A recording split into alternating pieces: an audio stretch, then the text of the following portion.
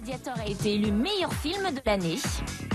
L'Oscar de la meilleure musique remis par Jennifer Lopez a été attribué à Bob Dylan pour Wonder Boys. Celui du meilleur acteur a été décerné à Russell Crowe pour son rôle dans Gladiator. Quant à Julia Roberts, son Oscar de meilleure actrice lui a fait un effet bœuf.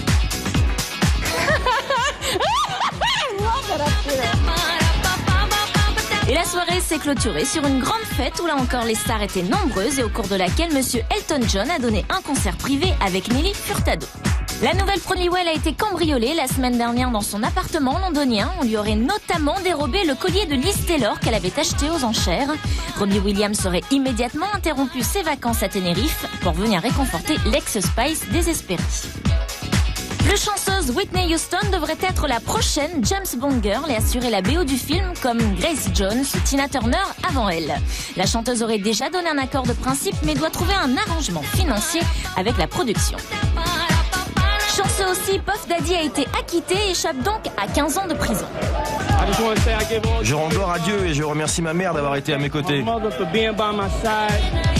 Reconnaissant, il n'en a pourtant pas fini avec la justice. À suivre le procès civil qui déterminera les dommages et intérêts à verser à son chauffeur, au videur et au propriétaire du nightclub. On lui réclame la bagatelle de 6 milliards de francs. Dur. Madonna devrait toucher 10 millions de francs pour tourner une publicité automobile réalisée par son Guy Ritchie de Marie. La célèbre marque aurait engagé le couple pour retrouver l'esprit du dernier clip de la Madone dont voici un aperçu. Robbie Williams prépare pour le 11 août prochain le plus gros concert qu'il n'ait jamais donné hors de Grande-Bretagne.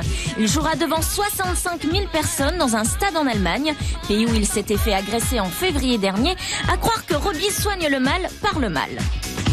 Et pour finir dans le désordre, Jerry Halliwell et le prince Charles sont très amis depuis leur première rencontre en 97. Arnold Schwarzenegger veut se lancer dans la politique et serait candidat l'an prochain pour être gouverneur de Californie.